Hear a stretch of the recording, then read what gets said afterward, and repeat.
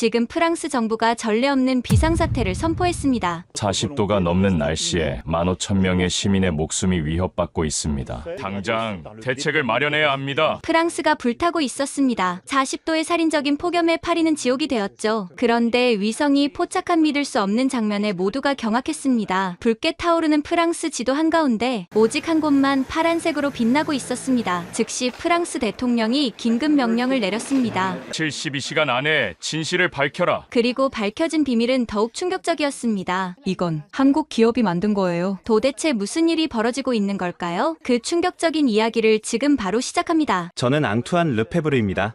EU 기후재난대응센터에서 17년째 근무하고 있는 수석분석관이죠. 그날 새벽 저는 긴급 전화 한 통에 잠에서 깨어났습니다. 르페브르 박사님, 엘리제궁입니다. 대통령께서 즉시 뵙기를 원하십니다. 프랑스 대통령이 새벽에 직접 호출한다는 건 국가적 재난 상황을 의미했습니다. 저는 서둘러 옷을 입고 엘리제궁으로 향했죠. 대통령 집무실에 들어서자 창백한 얼굴의 대통령이 저를 맞았습니다. 책상 위에는 프랑스 전역의 열화상 지도가 펼쳐져 있었죠. 르페브르 박사, 프랑스가 죽어가고 있습니다. 어제만 해도 열사병으로 312명이 사망했어요. 이대로 가면 2003년의 악몽이 재현될 겁니다. 2003년 여름, 폭염으로 프랑스에서만 15,000명이 사망했던 참사. 그 기억이 되살아났습니다. 그런데 이상한 일이 있습니다. 보세요. 대통령이 지도의 한 점을 가리켰습니다. 붉은색으로 뒤덮인 프랑스 지도에서 유일하게 파란색으로 표시된 곳, 생마르탱 드 로르였습니다. 이 도시만 24도를 유지하고 있습니다. 주변은 모두 40도가 넘는데 말이죠. 어떻게 이런 일이 가능한지 알아내야 합니다. 그리고 대통령이 잠시 말을 멈췄습니다. 그들이 사용하는 기술을 전국에 확대할 수 있는지 검토해주세요. 이건 국가의 생존이 걸린 문제입니다. 저는 즉시 임무의 무게를 느꼈습니다. 단순한 조사가 아니었습니다. 프랑스 국민의 생명을 구할 해답을 찾아야 했죠. 72시간 안에 보고서를 원합니다. 국방부 헬기가 대기하고 있으니 즉시 출발하세요. 엘리제궁을 나와 헬기에 오르면서 저는 수많은 의문이 머릿속을 맴돌았습니다. 어떤 기술이 도시 전체의 온도를 16도나 낮출 수 있을까? 왜 하필 생마르탱이었을까? 헬기가 남쪽으로 향하면서 아래로 보이는 풍경은 참혹했습니다. 센강은 바닥을 드러냈고 베르사유 정원은 갈색 사막으로 변해 있었죠. 파리를 벗어나자 상황은 더 심각했습니다. 고속도로에는 과열로 멈춰선 차들이 줄지어 있었고 들판은 모두 타들어가 있었습니다. 그런데 생마르탱에 가까워지자 놀라운 변화가 시작됐습니다. 헬기 조종사가 먼저 알아챘죠. 이상합니다. 외부 온도가 떨어지고 있어요. 40도에서 35도로. 아니, 계속 떨어집니다. 저는 창밖을 내다봤습니다. 방금 전까지 누렇게 타들어가던 대지가 점점 초록빛을 띠기 시작했습니다. 마른 나무들 사이로 푸른 잎이 무성한 나무들이 나타났죠. 30도, 25도, 24도에서 멈췄습니다. 믿을 수 없군요. 헬기가 생마르탱 시청 앞 광장에 착륙했습니다. 헬기에서 내리는 순간 저는 충격을 받았습니다. 시원한 바람이 얼굴을 스쳤고 공기는 상쾌했습니다. 마치 봄날 같았죠. 더 놀라운 건 도시의 모습이었습니다. 광장의 분수는 시원하게 물을 뿜고 있었고 사람들은 평온하게 일상을 보내고 있었습니다. 카페 테라스에서는 사람들이 아이스 커피를 마시며 담소를 나누고 있었죠. 정말 다른 세계군요. 함께 온 정부 관계자가 감탄했습니다. 저는 즉시 주변을 관찰했습니다. 그리고 첫 번째 단서를 발견했죠. 모든 건물 옥상에 설치된 은색의 대형 장비들, 일반 에어컨과는 완전히 다른 모양이었습니다. 더 크고 더 정교했으며 거의 소음이 없었죠. 가까운 상점에 들어가 물어봤습니다. 실례합니다. 저 옥상의 장비들이 뭔가요? 상점 주인인 중년 여성이 밝게 웃으며 대답했습니다. 아, 우리의 구원자들이죠. 작년에 설치된 특수 냉방 시스템이에요. 덕분에 이 지옥 같은 여름을 천국으로 만들어줬어요. 누가 설치한 건가요? 여성의 표정이 조금 어두워졌습니다. 그건 시청에서 알아서 한 거라 자세히는 몰라요. 다만 외국 기술이라고 들었어요. 처음엔 다들 반대했죠. 프랑스 기술이 아니라고. 하지만 지금은 그녀가 창밖을 가리켰습니다. 보세요. 우리만 살아있잖아요. 저는 시청으로 향했습니다. 대통령의 명령을 받은 특사로서 시장을 만나 진실을 파헤쳐야 했습니다. 하지만 시청 건물에 가까워질수록 이상한 긴장감이 느껴졌습니다. 입구에는 경비가 삼엄했고 직원들의 표정은 경직되어 있었죠. 무언가를 숨기고 있다는 느낌이 강하게 들었습니다. 그리고 그 비밀은 프랑스의 운명을 바꿀 수도 있는 것이었습니다. 시청 로비에 들어서자 차가운 공기가 저를 맞았습니다. 에어컨이 아닌 자연스러운 시원함이었죠. 대리석 바닥은 광택이 났고 높은 천장에서는 은은한 조명이 내려왔습니다. 접수대 직원에게 신분증을 보여주며 말했습니다. EU 기후재난대응센터의 앙투안 르페브르입니다.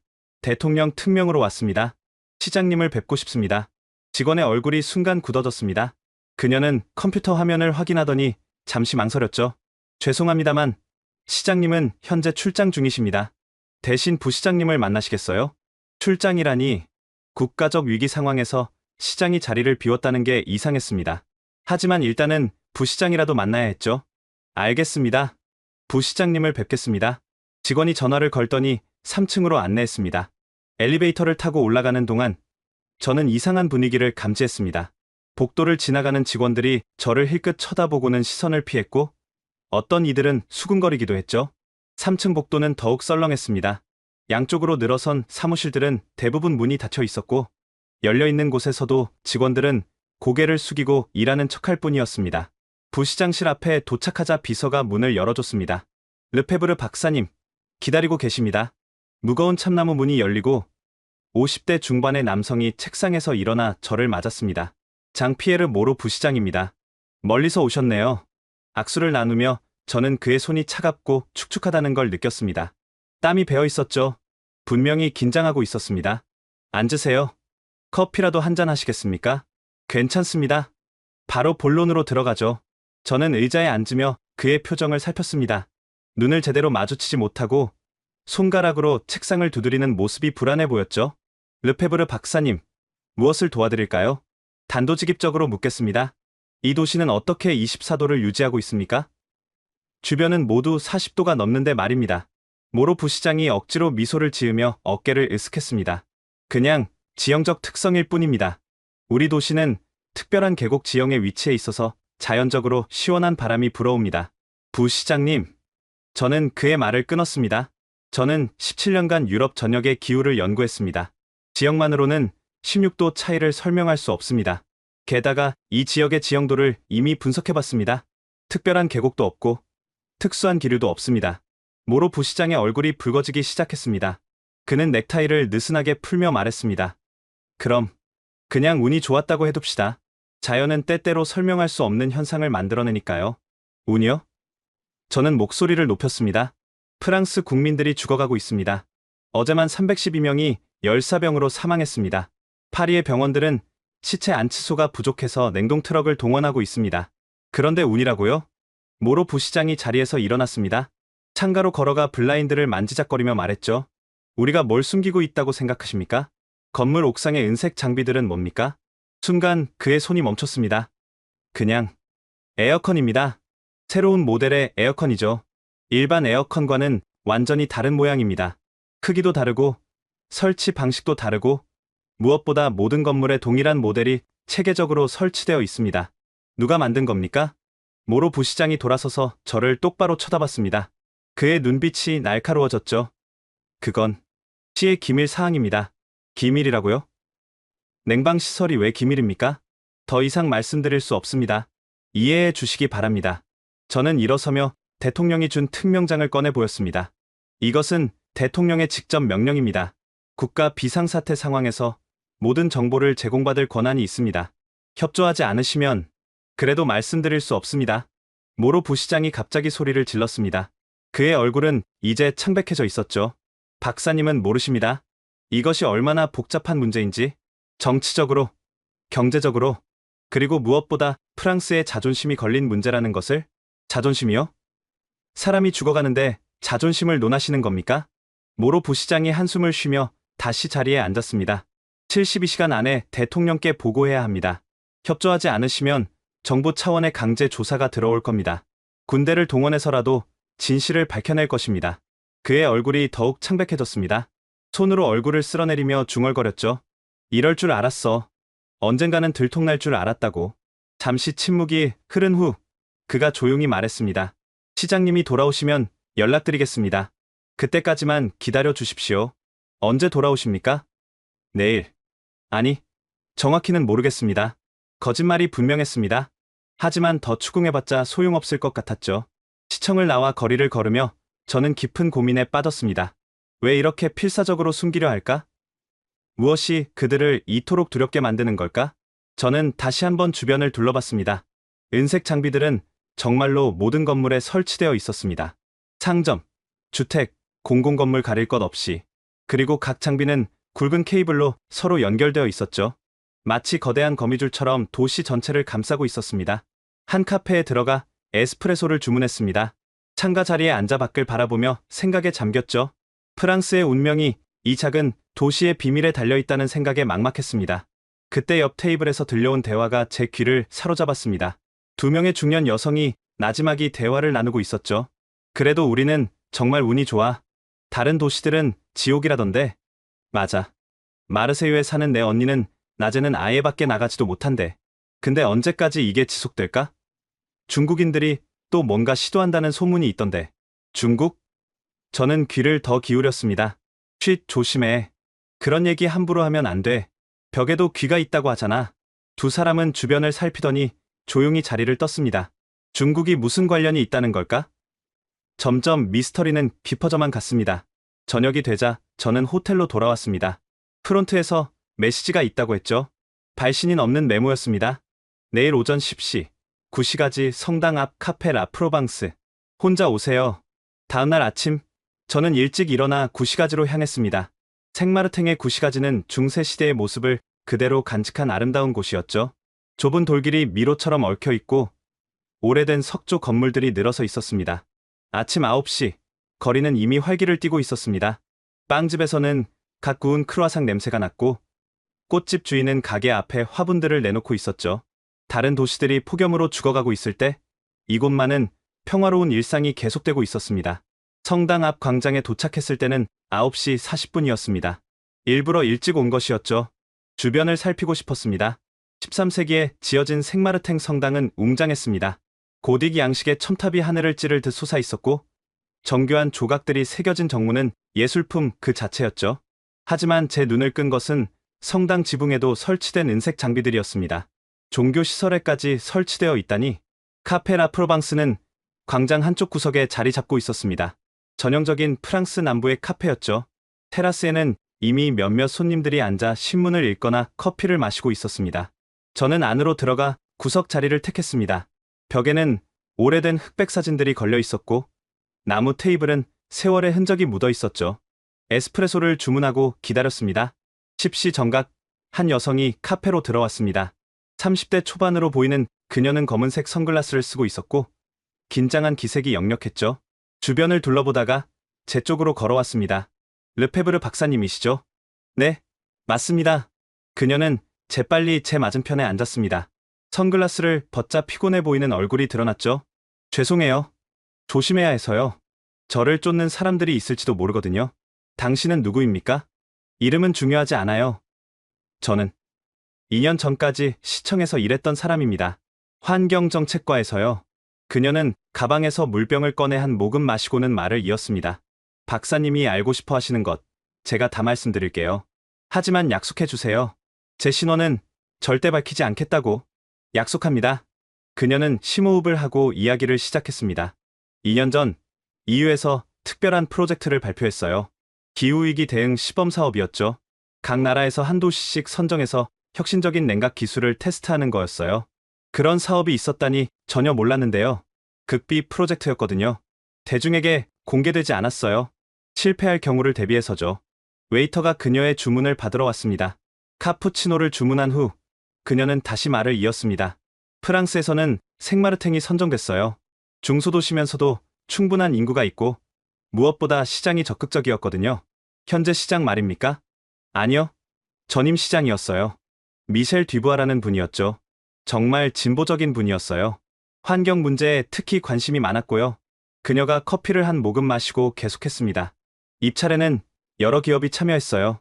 프랑스의 알스톰, 독일의 지멘스, 미국의 제너럴 일렉트릭, 일본의 미쓰비시. 쟁쟁한 기업들이었죠. 그런데요. 마지막에 한국의 삼성이 참여했어요. 솔직히 처음엔 아무도 주목하지 않았어요. 냉각 시스템 분야에서 삼성이 뭐가 특별하겠어 했죠? 그녀의 눈빛이 변했습니다. 그때를 회상하는 듯했죠. 평가위원회가 열렸을 때 우리는 충격을 받았어요. 다른 기업들이 개별 건물 냉방에 초점을 맞춘 반면 삼성은 완전히 다른 접근을 했거든요. 어떤 접근이었나요? 도시를 하나의 살아있는 유기체로 봤어요. 건물 하나하나가 아니라 도시 전체의 열 흐름을 분석하고 제어하는 통합 시스템을 제안했죠. 인공지능이 실시간으로 모든 것을 관리하는. 그녀가 잠시 말을 멈추고 주변을 살폈습니다. 그리고 가장 충격적인 건 조건이었어요. 조건이요? 삼성은 모든 설치 비용을 자체 부담하겠다고 했어요. 10년간 무상으로 유지보수까지. 대신 단 하나만 요구했죠. 실증 데이터 무료로 설치한다고요? 그게 말이 됩니까? 그녀가 씁쓸하게 웃었습니다. 저희도 처음엔 함정이 있을 거라고 생각했어요. 하지만 아니었어요. 그들은 진짜로 기후 위기 시대의 새로운 표준을 만들고 싶어 했어요. 수익보다 인류의 미래를 생각한다고. 믿기 어렵네요. 평가위원회에 참석했던 삼성 대표가 했던 말이 아직도 기억나요? 우리에게는 기술이 있고 여러분에게는 그것이 필요합니다. 돈은 나중 문제입니다. 지금은 사람을 살리는 게 먼저입니다. 라고 말했습니다. 카페 문이 열리고 새로운 손님들이 들어왔습니다. 그녀는 본능적으로 몸을 움츠렸다가 다시 편안해졌죠. 결과는 어땠나요? 당연히 반대가 심했죠. 특히 프랑스 정부에서요. 알스톰을 밀고 있었거든요. 프랑스 기업이 아닌, 그것도 아시아 기업에게 이런 중요한 프로젝트를 맡긴다는 게 자존심이 상했던 거예요. 하지만 결국 삼성이 선정됐군요. 뒤부하 시장의 결단이었어요. 그는 시민들의 생명이 국가의 자존심보다 중요하다고 주장했죠. 시의회를 설득하고 반대파들과 싸우고 정말 힘든 과정이었어요. 그녀가 가방에서 낡은 신문 스크랩을 꺼냈습니다. 이걸 보세요. 당시 지역 신문이에요. 생마르탱, 외국 기술의 영혼을 팔다라는 제목이 일면이었죠. 반대가 그렇게 심했나요? 프랑스 엔지니어 협회에서는 성명서까지 발표했어요. 프랑스의 기술력을 무시하는 처사라고. 일부 시민들은 시청 앞에서 시위까지 했고요. 그런데 어떻게 설치가 시작되고 첫 번째 폭염이 왔을 때 모든 게 바뀌었어요. 주변 도시들이 45도를 기록할 때 생마르탱은 25도를 유지했죠. 반대하던 사람들도 입을 다물 수밖에 없었어요. 그녀의 표정이 어두워졌습니다. 하지만 문제가 생겼어요. 작년에 중국 기업들이 접근해왔어요. 기술을 팔라고 거액을 제시했지만 당연히 거절했죠. 그러자 산업 스파이들이 침투하기 시작했어요. 시스템을 해킹하려 하고 직원들을 매수하려 하고 한 번은 야간에 장비를 분해하려다 잡힌 적도 있어요. 경찰에 신고했나요? 했죠. 하지만 국제적인 문제라 쉽지 않았어요. 그리고 내부에 협력자가 있다는 의심도 들었고요. 그녀가 시계를 봤습니다. 시간이 없어요. 마지막으로 한 가지만 더 말씀드릴게요. 그녀가 USB를 꺼내 제게 건넸습니다. 이 안에 모든 자료가 있어요. 프로젝트 선정 과정, 기술 사양, 설치 과정, 박사님이 필요한 모든 것이요. 왜 이걸 제게 주는 겁니까? 그녀의 눈에 눈물이 고였습니다. 제 고향은 리옹이에요. 어제 어머니가 열사병으로 쓰러지셨어요. 겨우 목숨은 건지셨지만 이 기술이 전국으로 확대되면 더 많은 생명을 구할 수 있잖아요. 그녀가 일어서며 마지막으로 말했습니다. 모로 부시장을 너무 미워하지 마세요. 그도 나름의 이유가 있을 거예요. 그리고 조심하세요. 중국 기업들은 아직 포기하지 않았어요. 그들에게 이 기술은 수조 원의 가치가 있거든요. 그녀가 떠난 후 저는 한참 동안 자리에 앉아 있었습니다. USB를 손에 쥐고 무게를 느꼈죠. 이 작은 메모리 칩 안에 프랑스의 미래가, 아니 유럽의 미래가 들어있을지도 모른다는 생각에 손이 떨렸습니다. 카페를 나와 호텔로 돌아가는 길, 저는 계속 뒤를 돌아봤습니다. 누군가 따라오는 것 같은 느낌이 들었거든요. 그녀가 말한 중국 스파이들이 정말 있는 걸까? 호텔방에 들어가자마자 저는 문을 잠그고 노트북을 켰습니다. USB를 연결하자 수많은 파일들이 나타났습니다. 첫 번째 파일을 열자 제 눈이 휘둥그레졌습니다. 삼성의 기술 사양서였는데 이건 단순한 냉방 시스템이 아니었습니다. 도시 전체를 하나의 거대한 공조 시스템으로 만드는 혁명적인 기술이었죠. 이제 저는 왜 모로 부시장이 그토록 숨기려 했는지 이해할 수 있었습니다. 이것은 단순한 기술이 아니라 새로운 시대의 시작이었고 그것을 받아들이기엔 프랑스의 자존심이 너무 컸던 것입니다. USB의 자료를 검토하던 중 제 휴대폰이 울렸습니다. 놀랍게도 시청 번호였죠. 르페브르 박사님, 모로 부시장입니다. 다시 생각해보니 협조하는 게 맞는 것 같습니다. 우리 기술 담당자를 만나보시겠습니까? 갑작스러운 태도 변화에 의아했지만 이는 좋은 기회였습니다. 감사합니다. 언제 만날 수 있을까요? 지금 바로 오실 수 있으신가요? 담당자가 기다리고 있습니다. 1시간 후, 저는 다시 시청에 있었습니다. 이번엔 로비 분위기가 달랐죠. 직원들이 더 이상 저를 피하지 않았고, 오히려 친절하게 인사했습니다. 박사님, 이쪽으로 오세요. 젊은 여성이 저를 맞았습니다. 갈색 머리를 단정하게 묶고, 밝은 미소를 띠고 있었죠. 안녕하세요. 엘로디 뒤랑입니다. 생마르탱 스마트 시티 프로젝트 총괄 매니저예요. 만나서 반갑습니다. 갑자기 협조하기로 한 이유가 뭔가요? 엘로디가 씁쓸하게 웃었습니다. 사실 저희도 더 이상 숨길 수 없다고 판단했어요. 프랑스 전체가 위기인데 우리만 살겠다고 비밀을 지키는 게 옳은가 싶어서요. 그리고 오늘 아침 파리에서 열사병 사망자가 500명을 넘었다는 뉴스를 봤어요. 더 이상 지체할 수 없다고 생각했죠. 그녀는 저를 지하로 안내했습니다. 평범해 보이는 문을 지나 계단을 내려가니 또 다른 보안문이 나타났습니다. 엘로디가 지문과 홍채를 인식시키자 문이 열렸죠. 보안이 삼엄하네요. 작년에 침입 시도가 있은 후로 강화했어요. 이 기술을 노리는 사람들이 많거든요. 엘리베이터를 타고 지하 3층까지 내려갔습니다. 문이 열리는 순간 저는 입이 떡 벌어졌습니다. 거대한 통제실이 펼쳐져 있었습니다. 축구장 절반 크기는 되어 보이는 공간에 수십 대의 모니터가 설치되어 있었고 20여 명의 기술자들이 각자의 자리에서 일하고 있었죠. 정면의 거대한 스크린에는 생마르탱 전체의 3D 지도가 떠 있었고 실시간으로 변하는 온도가 색깔로 표시되고 있었습니다. 믿기 어려우시죠? 저도 처음 봤을 때는 공상과학 영화 세트장 같았어요. 엘로디가 중앙 콘솔로 저를 안내했습니다. 여기가 메인 컨트롤 센터예요. 보시는 것처럼 도시 전체를 실시간으로 모니터링하고 있죠? 화면을 가리키며 설명을 시작했습니다. 현재 외부 온도 40.3도, 도시 평균 온도 24.1도, 습도 45%, 풍속 초속 2.3m, 에너지 효율 94.2%, 94%라고요? 일반 에어컨은 기껏해야 60%인데 비밀은 통합 제어에 있어요. 보통 에어컨은 각자 따로 작동하죠. 더우면 켜고 시원하면 끄고 에너지 낭비가 심해요. 하지만 이 시스템은 달라요. 그녀가 다른 화면을 띄웠습니다. 도시 전체의 열 흐름이 화살표로 표시되어 있었죠. 인공지능이 도시 전체의 열 흐름을 분석해요. 어디서 열이 발생하고 어디로 이동하는지 예측하죠. 그리고 가장 효율적인 방법으로 냉각해요. 예를 들면 지금 시간엔 대부분의 사람들이 직장에 있어요. 그럼 주거 지역의 냉각을 줄이고 상업 지역에 집중하죠. 오후 6시가 되면 반대로 하고요. 필요한 곳에만 정확히 필요한 만큼 냉각하는 거예요. 한 기술자가 다가와 보고했습니다. 엘로디, 동쪽 구역 학교에서 체육 수업이 시작됐어요. 냉각 강도 높일까요? 자동으로 조절될 거예요. 시스템이 학교 일정까지 학습했거든요. 정말로 화면에서 학교 주변 색깔이 조금 더 진한 파란색으로 변했습니다. 엘로디가 저를 다른 구역으로 안내했습니다. 한쪽 벽면 전체가 서버렉으로 가득 차 있었죠. 이게 핵심입니다.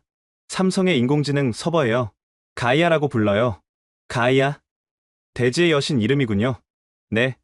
도시를 살아있는 지구처럼 관리한다는 의미예요.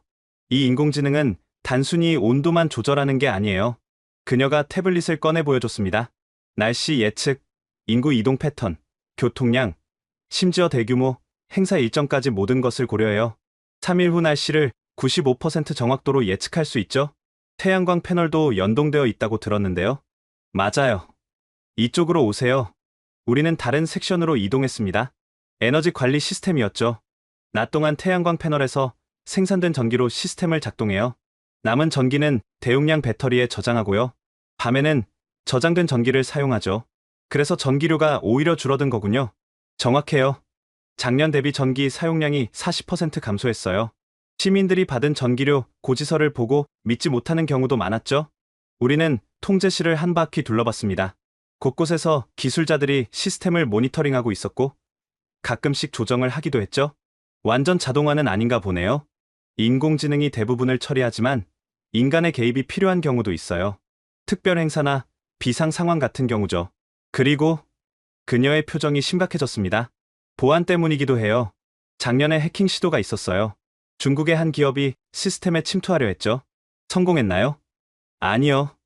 삼성이 처음부터 강력한 보안 시스템을 구축해뒀어요. 양자 암호화 기술을 사용해서 해킹이 거의 불가능해요. 하지만 하지만 물리적인 공격은 막기 어려워요.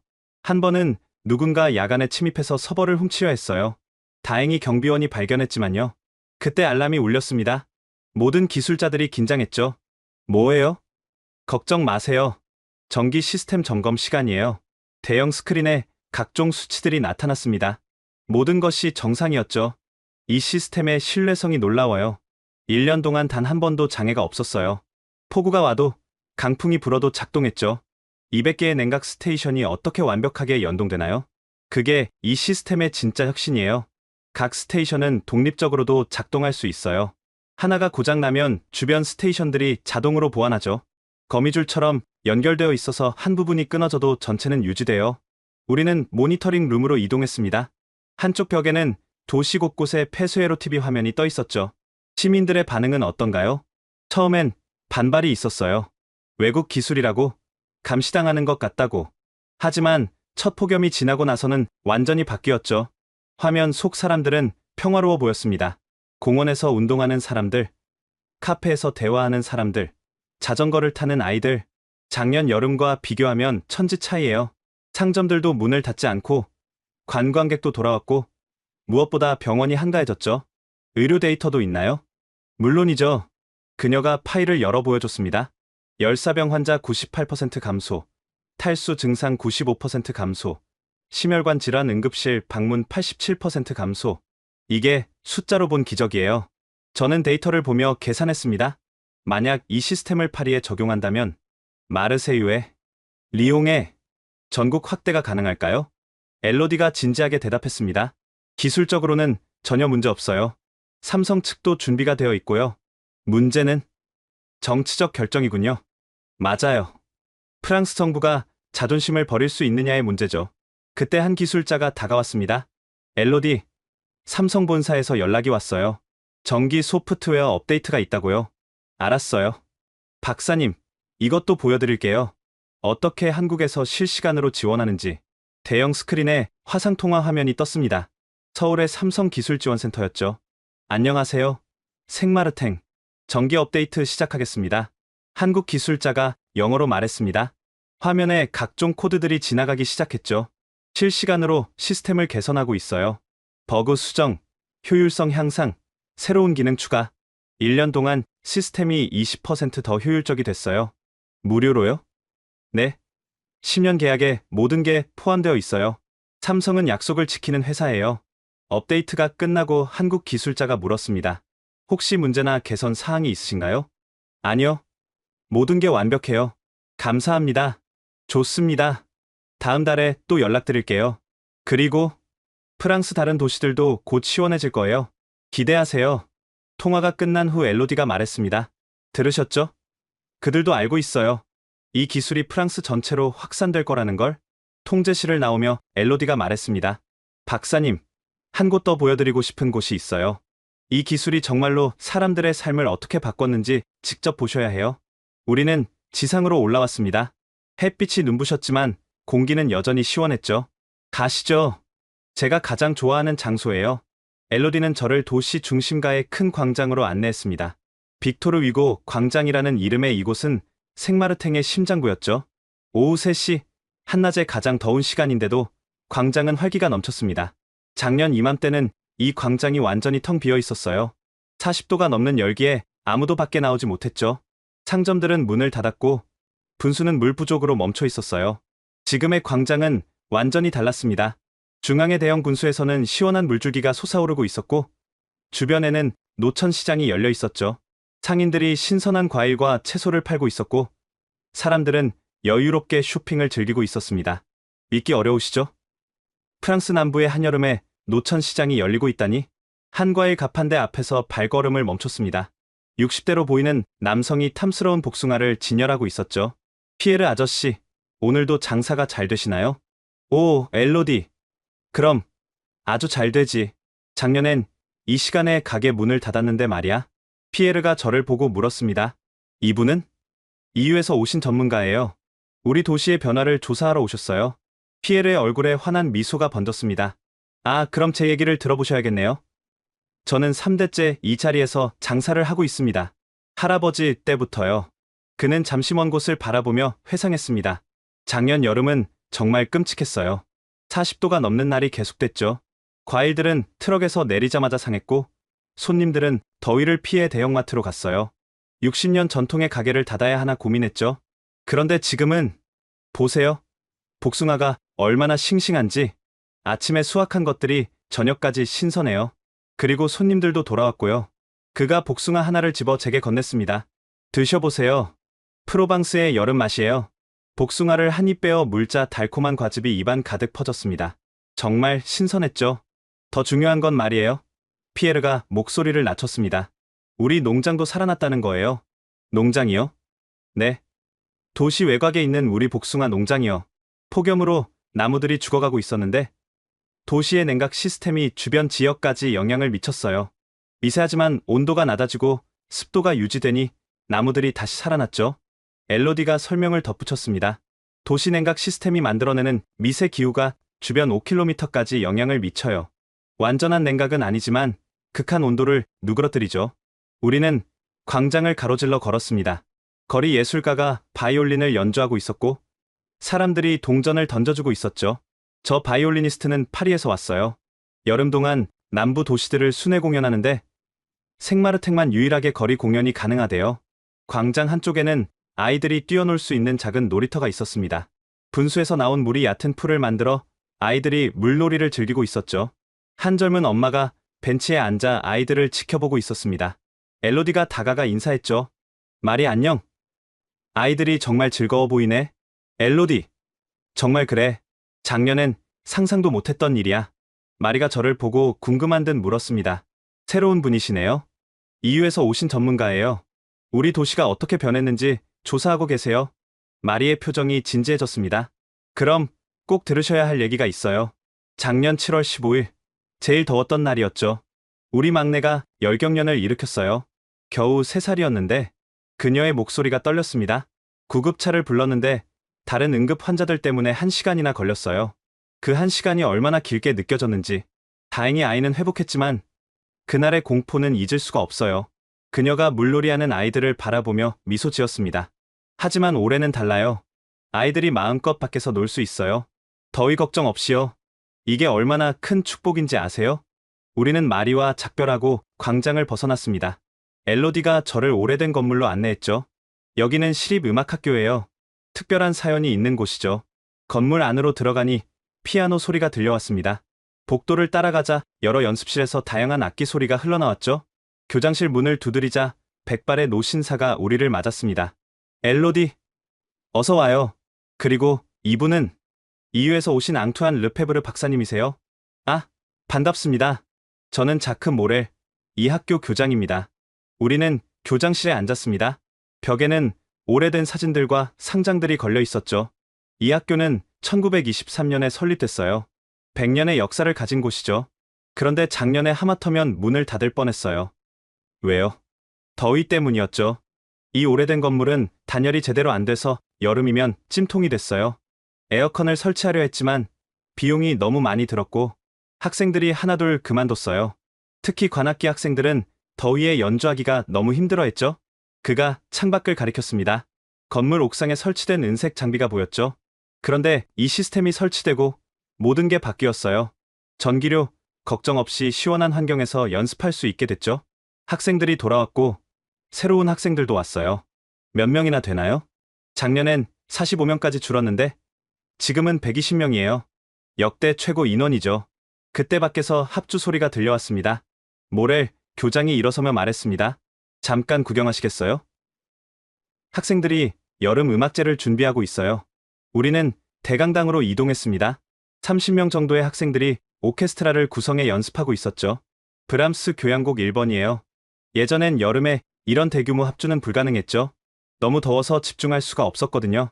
지휘자가 잠시 연습을 멈추고 우리를 보더니 학생들에게 말했습니다. 잠깐 쉬었다 하자. 손님들이 오셨으니 여름의 노래를 들려드릴까? 학생들이 자리를 다시 잡았습니다. 그리고 경쾌한 멜로디가 흘러나오기 시작했죠. 비발디의 사계 중 여름을 현대적으로 편곡한 곡이었습니다. 연주를 들으며 저는 깊은 감동을 느꼈습니다. 이 아이들이 마음껏 음악을 할 수 있는 것, 그것이 바로 이 기술이 가져다 준 선물이었죠. 음악학교를 나와 우리는 마지막 목적지로 향했습니다. 도시 외곽의 한 언덕이었죠. 여기서 도시 전체를 볼 수 있어요. 언덕 정상에 서자 생마르탱 전경이 한눈에 들어왔습니다. 붉은 지붕들 사이로 보이는 은색 장비들, 곳곳에서 올라오는 물안개, 그리고 푸른 하늘. 저 멀리 보이는 게 라벤더 밭이에요. 작년엔 절반이 말라 죽었는데 올해는 다시 보라색 물결을 이루고 있죠. 엘로디가 감격스러운 목소리로 말했습니다. 이 모든 게 1년 만에 일어난 일이에요. 단순히 시원해진 게 아니라 도시가 다시 살아난 거예요. 경제가 살아나고, 문화가 살아나고, 무엇보다 희망이 살아났죠. 해가 서쪽으로 기울고 있었습니다. 하지만 여전히 도시는 시원했고, 사람들은 거리를 거닐고 있었죠. 박사님, 이제 아시겠어요? 이건 단순한 냉방 기술이 아니에요. 이건 삶을 되돌려주는 기술이에요. 저는 고개를 끄덕였습니다. 정말로 이해했습니다. 숫자와 데이터로는 담을 수 없는 사람들의 일상과 행복을 되찾아준 기적을 목격한 것입니다. 파리도, 마르세유도, 리옹도, 프랑스 전체가 이렇게 될 수 있겠죠? 네, 그리고 그건 박사님에게 달려 있어요. 대통령을 설득할 수 있는 건 박사님뿐이니까요. 우리가 언덕을 내려오는데 엘로디의 휴대폰이 울렸습니다. 그녀의 표정이 갑자기 굳어졌죠. 알겠습니다. 지금 바로 가겠습니다. 무슨 일이에요? 통제실에서 이상 신호를 감지했대요. 누군가 시스템을 스캔하고 있다고. 중국 IP 주소래요. 순간 카페에서 만난 여성의 경고가 떠올랐습니다. 중국 기업들은 아직 포기하지 않았어요. 평화로웠던 하루가 갑자기 긴장으로 바뀌었습니다. 우리는 서둘러 시청으로 향했죠. 폭풍이 다가오고 있다는 불길한 예감과 함께 그날 밤 저는 호텔에서 대통령에게 제출할 보고서를 작성하고 있었습니다. 생마르탱에서 목격한 모든 것을 담으려 애썼죠. 숫자와 데이터뿐만 아니라 사람들의 변화된 삶, 되살아난 희망까지도 전달하고 싶었습니다. 새벽 3시 15분. 제 휴대폰이 요란하게 울렸습니다. 화면에 뜬 이름은 엘로디였죠. 박사님, 지금 즉시 통제실로 오세요. 공격이 시작됐어요. 전화기 너머로 급박한 알람 소리와 사람들의 외치는 소리가 들렸습니다. 저는 옷을 대충 걸치고 호텔을 뛰쳐나왔죠. 택시를 타고 시청으로 향하는 동안 도시는 여전히 고요했습니다. 시민들은 평화롭게 잠들어 있었고 거리의 가로등만이 희미하게 빛나고 있었죠. 하지만 이 평화로운 풍경 뒤에서 보이지 않는 전쟁이 벌어지고 있었습니다. 시청 지하 통제실에 도착했을 때 상황은 예상보다 훨씬 심각했습니다. 모든 모니터에 붉은색 경고 메시지가 떠오르고 있었고 기술자들은 필사적으로 키보드를 두드리고 있었죠. 비상등이 켜진 통제실은 마치 전쟁 상황실 같았습니다. 무슨 일입니까? 엘로디가 메인 콘솔 앞에서 돌아봤습니다. 그녀의 얼굴은 땀으로 범벅이 되어 있었죠. 새벽 3시 정각 대규모 디도스 공격이 시작됐어요. 동시에 수백 개의 IP에서 시스템 침투를 시도하고 있습니다.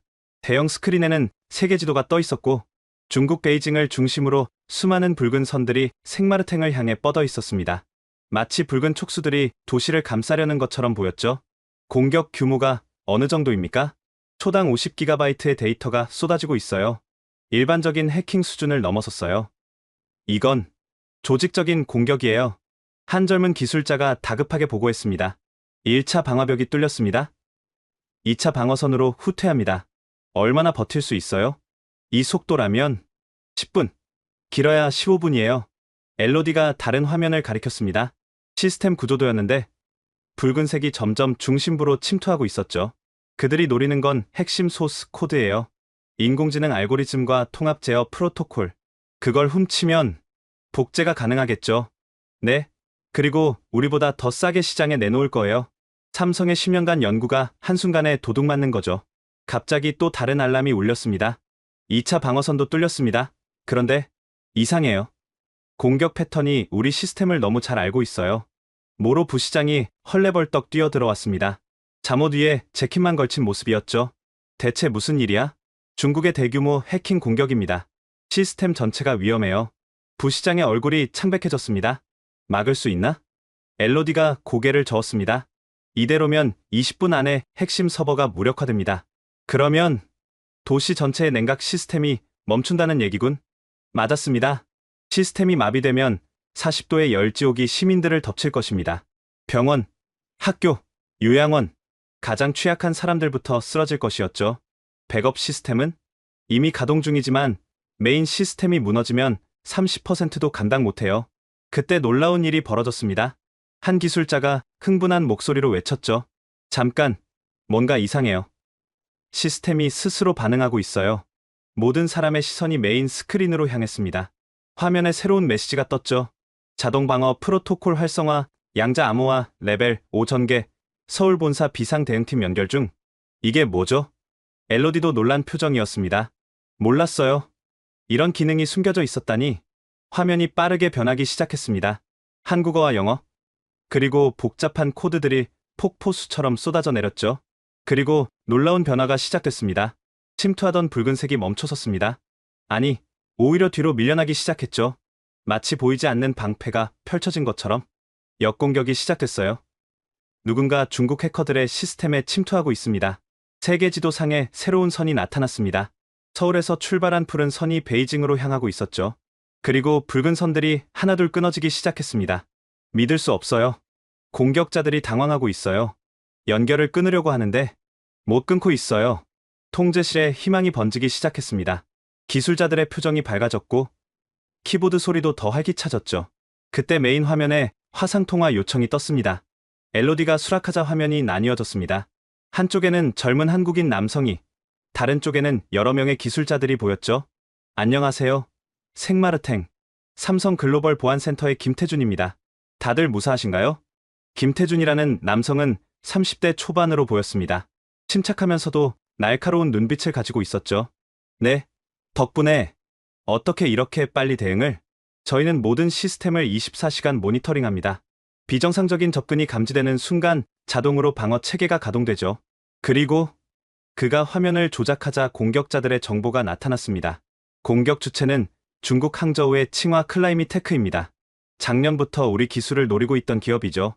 그들의 쿨링 드래곤 프로젝트는 실패했고 이제는 도둑질로 방향을 바꾼 겁니다. 그들이 뭘 훔치려 했나요? 핵심 인공지능 알고리즘과 통합 제어 코드요. 하지만 김태준이 미소를 지었습니다. 우리가 왜 양자 암호화를 사용하는지 아십니까? 설령 코드를 훔쳐도 양자 키 없이는 쓸모가 없어요. 그리고 그 키는 어디에 있나요? 존재하지 않습니다. 실시간으로 생성되고 소멸하거든요. 해킹이 불가능한 이유죠.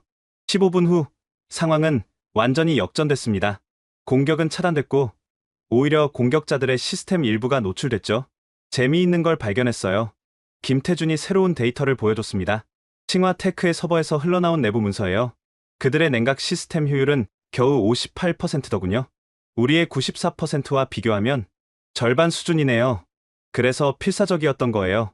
정상적인 경쟁으로는 불가능하니까요. 모로 부시장이 앞으로 나섰습니다. 김 선생, 정말 감사합니다. 당신들이 아니었다면 우리는 단순한 공급자가 아닙니다. 파트너예요. 생마르탱의 성공은 곧 우리의 성공이니까요. 그때 엘로디가 끼어들었습니다. 그런데 한 가지 궁금한 게 있어요. 왜 처음부터 이런 강력한 방어 시스템을 알려주지 않았나요? 김태준이 잠시 생각하더니 대답했습니다. 솔직히 말씀드리면 여러분이 우리를 완전히 신뢰하지 않는다는 걸 알고 있었어요. 외국 기업, 그것도 아시아 기업에 대한 경계심, 이해합니다. 그래서 필요한 순간에 스스로 증명하기로 했죠. 침묵이 흘렀습니다. 프랑스인들의 자존심과 감사하는 마음이 복잡하게 얽혀 있었죠. 하지만 이번 공격으로 한 가지는 분명해졌어요. 김태준이 진지하게 말했습니다. 이 기술을 노리는 세력들이 포기하지 않을 거라는 것. 중국뿐만 아니라 다른 나라들도 마찬가지일 겁니다.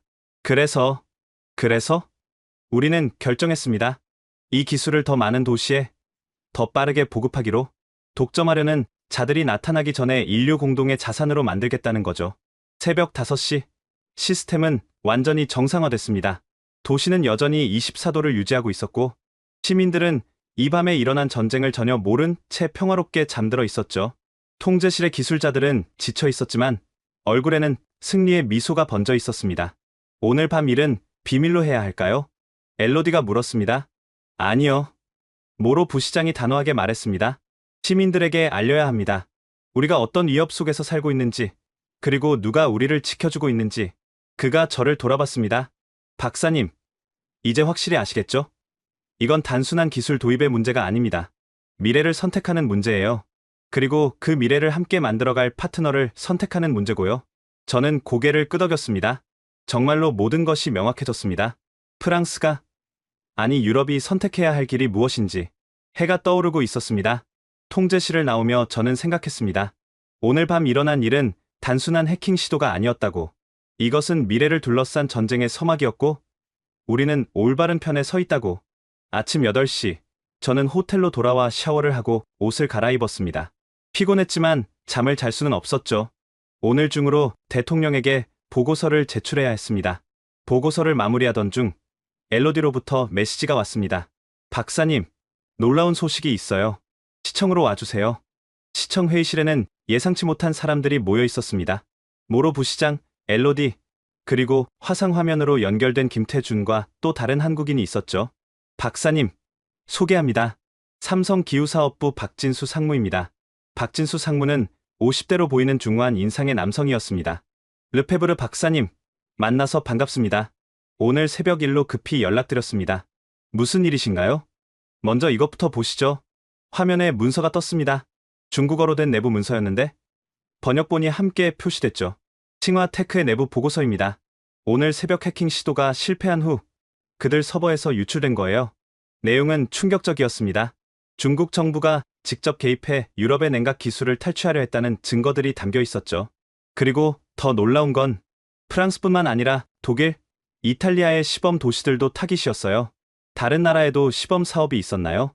박진수 상무가 고개를 끄덕였습니다. 네. 하지만 생마르텍만큼 성공적이진 않았죠. 그래서 중국이 먼저 이곳을 노린 겁니다. 그런데 왜 이 정보를 공개하시는 거죠? 박 상무의 표정이 진지해졌습니다. 오늘 새벽 3시 47분, 중국 칭화테크로부터 공식 서한을 받았습니다. 새로운 문서가 화면에 떴습니다. 사과문이에요. 그리고 정식으로 기술 라이선스를 구매하고 싶다는 제안도 함께요. 모두가 놀랐습니다.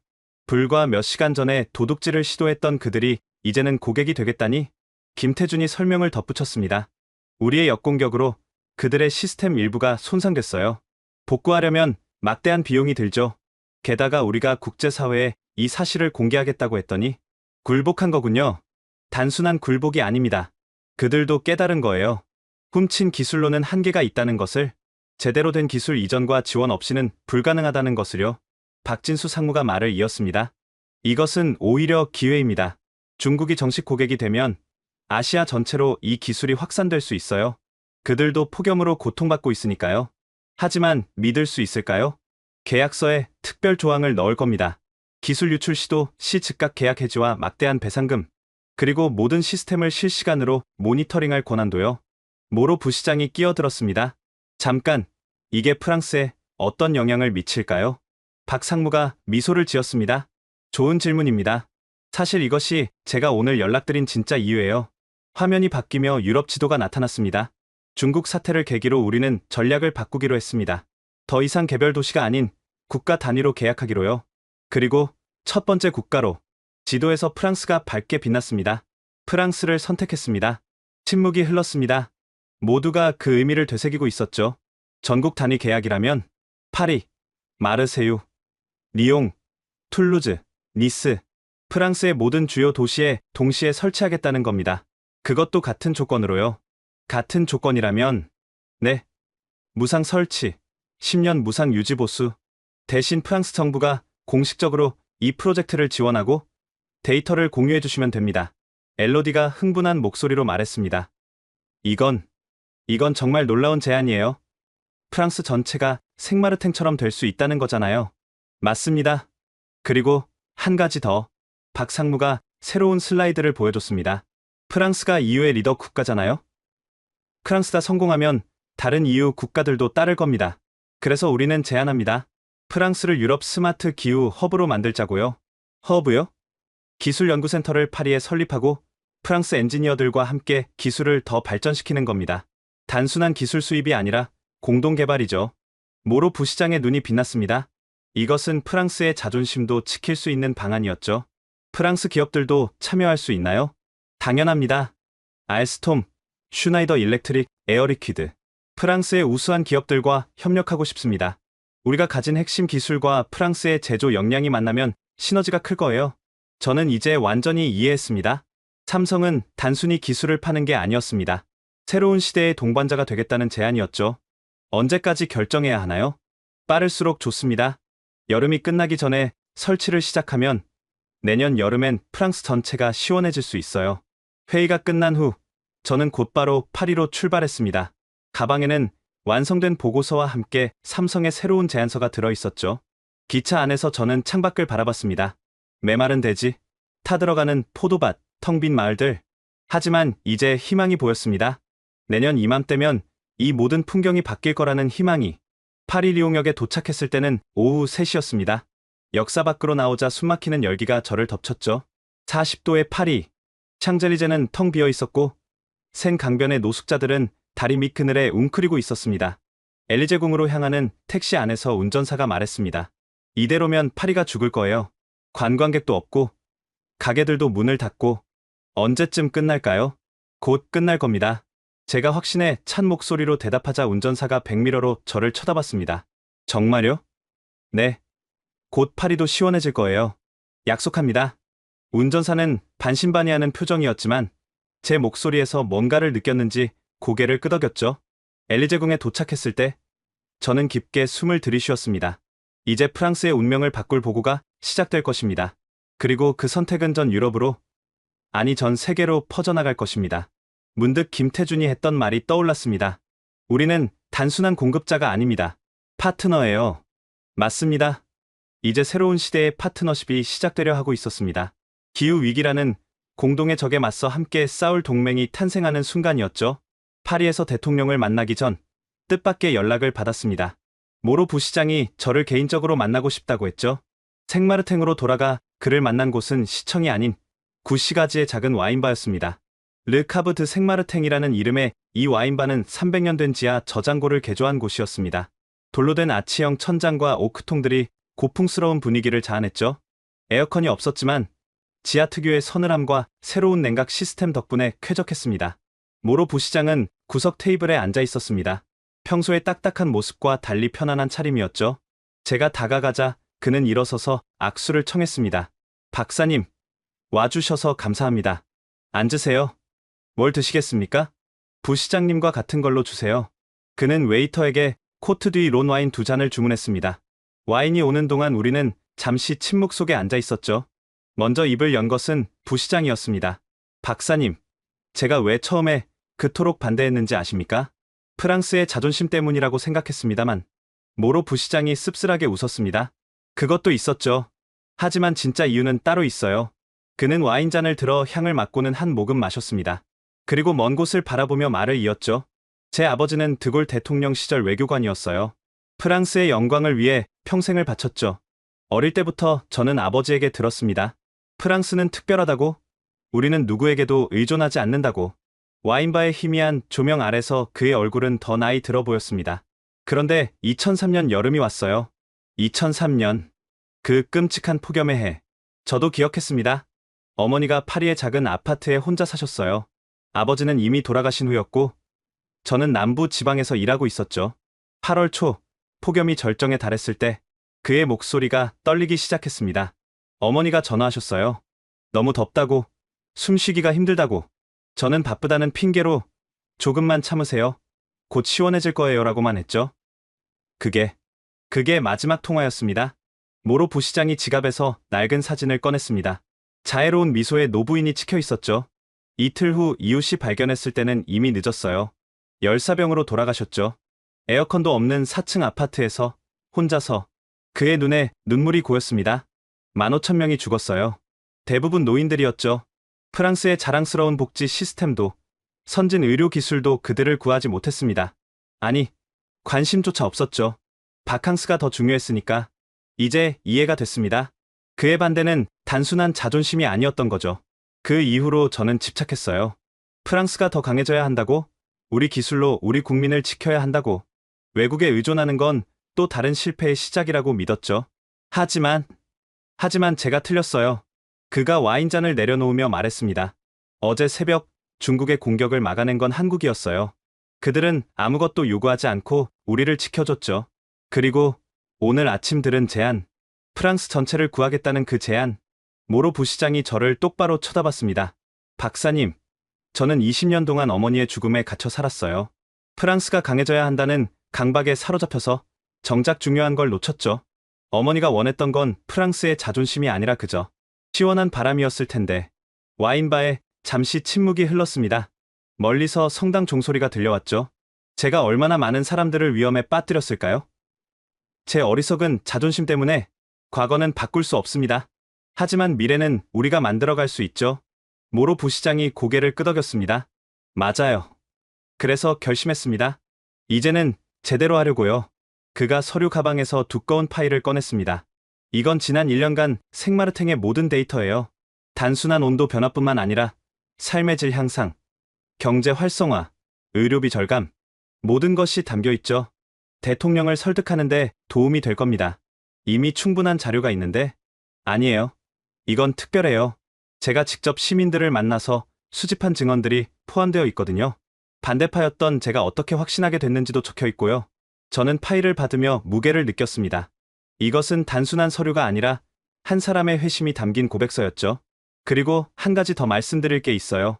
모로 부시장이 목소리를 낮췄습니다. 작년에 중국 기업이 저를 찾아왔어요. 거액을 제시하며 내부 정보를 요구했죠. 시스템 구조, 보안 체계, 약점들. 설마. 거절했습니다. 하지만 다른 사람은 모르겠어요. 시청 내부에 혹은 기술팀에 그들에게 넘어간 사람이 있을지도 몰라요. 오늘 새벽 공격이 너무 정확했거든요. 내부자가 있다는 거군요. 추측일 뿐이지만 조심해야 해요. 이 기술을 탐내는 사람들은 무슨 짓이든 할 테니까요. 우리는 와인을 마저 마셨습니다. 300년 된 와인 저장고의 서늘한 공기가 역사의 무게를 느끼게 했죠. 박사님, 제가 과거에 얽매여 있는 동안 세상은 변했어요. 이제는 국가의 경계를 넘어 협력해야 할 때예요. 기후 위기는 프랑스만의 문제가 아니니까요. 부시장님의 지지가 큰 힘이 될 겁니다. 모로 부시장이 일어서며 말했습니다. 파리에 가시면 대통령께 전해주세요. 생마르탱은, 아니 제가 전폭적으로 지지한다고. 그리고 그가 잠시 멈췄다가 이어서 말했습니다. 어머니 같은 분들이 더 이상 나오지 않도록 우리가 올바른 선택을 해야 한다고요. 와인바를 나오며 저는 모로 부시장과 악수를 나눴습니다. 그의 손은 이제 따뜻하고 힘이 있었죠. 감사합니다. 부시장님. 제가 감사하죠. 박사님 덕분에 깨달았으니까요. 진정한 힘은 혼자서 강해지는 게 아니라 함께 강해지는 거라는 걸. 생마르탱 역으로 향하는 길. 저는 도시를 다시 한번 둘러봤습니다. 석양에 물든거리는 평화로웠고 사람들은 여유롭게 저녁 산책을 즐기고 있었죠. 광장에서는 아이들이 분수 주변에서 놀고 있었고 카페에서는 사람들이 와인을 마시며 대화를 나누고 있었습니다. 이 모든 일상이 가능한 것은 한국의 기술 덕분이었죠. 하지만 이제 저는 알고 있었습니다.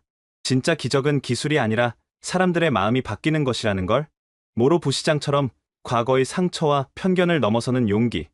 그것이 진정한 변화의 시작이라는 걸. 기차역에 도착했을 때 플랫폼에는 많은 사람들이 있었습니다. 파리로 가는 기차를 기다리는 사람들이었죠. 그들의 얼굴에는 희망이 보였습니다. 곧 파리도, 프랑스 전체도 생마르탱처럼 될 거라는 희망. 기차에 올라타며 저는 가방 속의 서류들을 다시 한번 확인했습니다. 기술 보고서, 시민들의 증언, 삼성의 제안서, 그리고 모로 부시장의 파일. 이 모든 것이 합쳐져 프랑스의 미래를 바꿀 것입니다.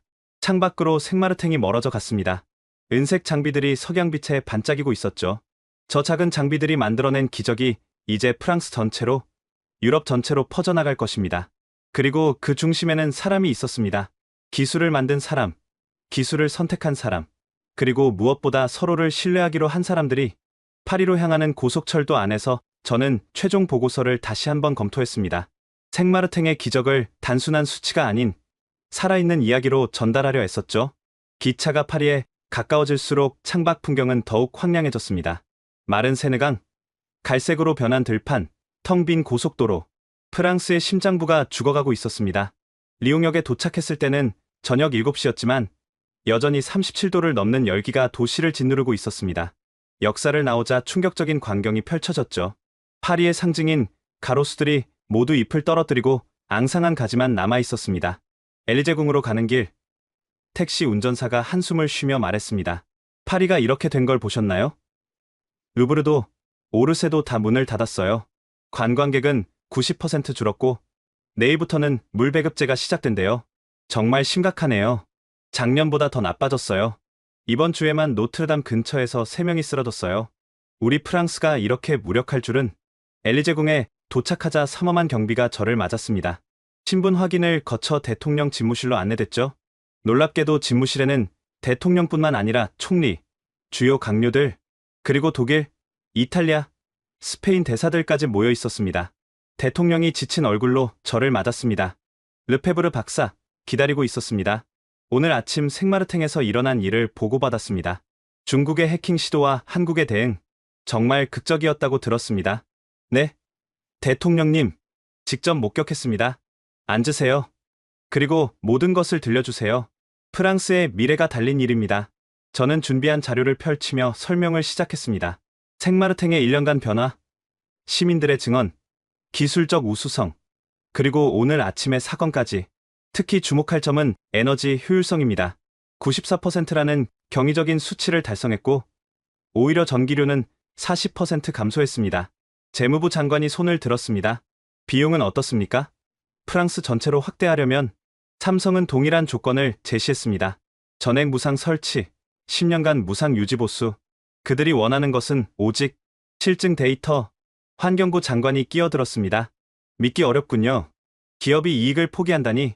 이익을 포기하는 게 아닙니다. 더 큰 미래를 보는 거죠. 삼성의 박진수 상무는 이렇게 말했습니다. 기후위기 시대의 표준을 만드는 것. 그것이 진정한 이익이라고 독일 대사가 발언했습니다. 독일도 주시하고 있습니다. 베를린은 이미 42도를 기록했고, 라인강은 역사상 최저 수위입니다. 프랑스가 성공한다면 우리도 따를 겁니다.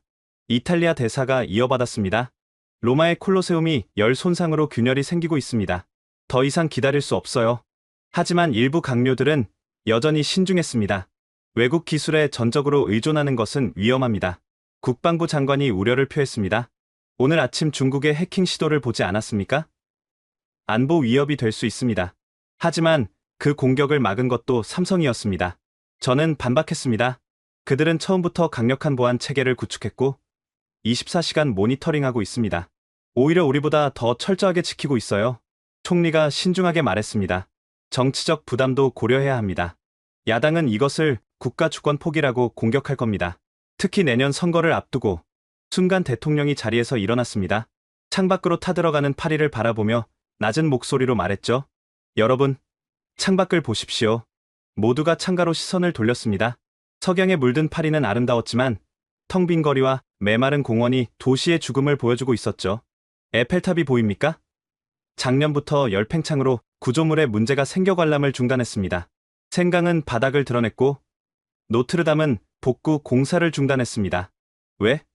노동자들이 더위에 쓰러져서입니다. 대통령의 목소리에 감정이 실렸습니다. 2003년을 기억하십니까? 15,000명이 죽었습니다. 우리는 다시는 그런 일이 없을 거라고 자만했죠. 하지만 보십시오. 역사가 반복되고 있습니다. 아니, 더 나빠지고 있습니다. 그가 강요들을 둘러봤습니다. 자존심입니까? 생명입니까? 정치입니까? 국민입니까? 저는 결정했습니다. 대통령이 책상으로 돌아와 서류에 서명하기 시작했습니다. 프랑스는 한국 삼성과 전면적 기후 협력 협정을 체결할 것입니다. 파리부터 시작해서 전국 50개 도시에 동시 설치를 시작하겠습니다. 강요들 사이에서 술렁임이 일었지만 대통령은 계속했습니다. 그리고 EU 정상회의를 긴급 소집하겠습니다. 이것은 프랑스만의 문제가 아니라 유럽 전체의 생존 문제니까요. 그때 보좌관이 급히 들어왔습니다. 대통령님, EU 의장이 화상 통화를 요청했습니다. 27개국 정상들이 모두 대기 중입니다. 대형 스크린이 켜지고 EU 회원국 정상들이 하나둘 화면에 나타났습니다. 모두 지쳐 보였고 그들 뒤로 보이는 각국 수도들의 모습도 참담했죠. EU 의장이 먼저 말했습니다. 마크롱 대통령, 우리 모두 생마르탱의 기적을 보고 있습니다. 그리고 오늘 아침 중국의 공격과 한국의 대응도 지켜봤죠. 이제 결정할 때입니다. 독일 총리가 즉각 호응했습니다. 독일은 프랑스를 지지합니다. 베를린, 함부르크, 미넨, 우리 도시들도 죽어가고 있습니다. 더 이상 주저할 시간이 없어요. 스페인 총리도 동의했습니다. 마드리드는 어제 45도를 기록했습니다. 프라도 미술관의 그림들이 열 손상을 입고 있어요. 우리도 이 기술이 필요합니다. 하나둘 찬성 의견이 이어졌습니다. 네덜란드, 벨기에, 오스트리아, 포르투갈, 그런데 뜻밖의 발언이 나왔습니다. 잠깐만요. 폴란드 총리였습니다. 우리는 이미 이 기술을 경험했습니다. 크라쿠프에서 1년 전부터 사용하고 있죠. 그리고 말씀드릴 수 있습니다. 이것은 기적입니다. 화면에 크라쿠프의 현재 모습이 나타났습니다. 푸른 하늘 아래 활기찬 도시의 모습이었죠. 작년 대비 사망률 제로, 경제 성장률 15%, 관광객 300% 증가. 이것이 숫자로 본 변화입니다. 하지만 진짜 변화는 사람들이 다시 웃는다는 겁니다. 감동적인 침묵이 흘렀습니다. 마침내 EU 의장이 선언했습니다. 표결하겠습니다. EU 차원에서 한국 삼성과 전면 협력 협정을 체결하는 안. 찬성하는 국가는 하나둘 손이 올라갔습니다. 프랑스, 독일, 이탈리아, 스페인. 27개국 만장일치입니다. 박수가 터져 나왔습니다. 역사적인 순간이었죠. EU 의장이 계속했습니다. 투자 규모는 250억 유로. 하지만 삼성이 대부분을 부담한다니 실제 EU 부담은 훨씬 적을 것입니다. 이것은 투자가 아니라 구원입니다. 대통령이 저를 돌아봤습니다. 르페브르 박사, 당신이 해냈습니다. 프랑스뿐만 아니라 유럽 전체를 구한 거예요. 아닙니다.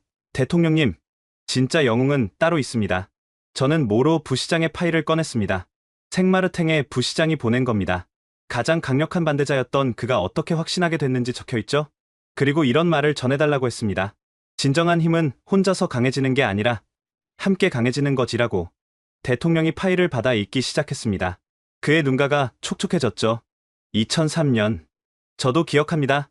우리의 실패를. 그리고 이제 우리에게 두 번째 기회가 왔군요. 회의가 끝난 후 대통령은 즉시 대국민 담화를 준비했습니다. 저녁 8시 프랑스 전국의 대통령의 목소리가 울려 퍼졌습니다. 친애하는 국민 여러분, 오늘 우리는 역사적인 결정을 내렸습니다. 프랑스 전역에 혁신적인 냉각 시스템을 도입하기로 했습니다. 방송을 지켜보던 프랑스 국민들의 반응은 폭발적이었습니다. 소셜미디어는 환영과 감사의 메시지로 가득 찼죠. 드디어 이제 살 수 있다. 파리가 다시 파리가 될 수 있어. 우리 아이들이 밖에서 놀 수 있게 됐어요. 한국의 감사를, 삼성의 감사를. 그날 밤 저는 엘리제궁 근처 호텔에서 창밖을 바라봤습니다. 여전히 더운 파리의 밤이었지만 이제 희망이 보였습니다. 내일부터 설치팀이 도착할 것입니다. 한국과 프랑스 기술자들이 함께 일할 것입니다. 그리고 몇 달 후면 파리도 생마르탱처럼 시원해질 것입니다. 문득 삼성 박진수 상무의 말이 떠올랐습니다. 우리는 단순한 공급자가 아닙니다. 미래를 함께 만들어가는 파트너입니다. 맞습니다. 오늘 프랑스와 한국은, 아니 유럽과 한국은 진정한 파트너가 되었습니다. 기후위기라는 공동의 적에 맞서 함께 싸울 동지가 된 것입니다. 지금까지 프랑스를 구한 한국 기술의 이야기 어떠셨나요? 작은 도시에서 시작된 기적이 전 세계로 퍼져나가는 감동적인 여정이었습니다. 기후위기 시대, 우리에게 필요한 건 뛰어난 기술만이 아니라 서로를 신뢰하고 함께 나아가려는 마음이라는 걸 보여준 이야기였죠. 이 이야기가 감동이 되었다면 구독과 좋아요를 눌러주세요. 그리고 더 나은 미래를 위한 희망과 영감을 더 많은 분들과 나누기 위해 이 영상을 공유해주세요. 여러분의 작은 나눔이 큰 변화의 시작이 됩니다. 다음에도 더 놀라운 이야기로 찾아뵙겠습니다. 지금까지 원더풀 해외 사연이었습니다. 감사합니다.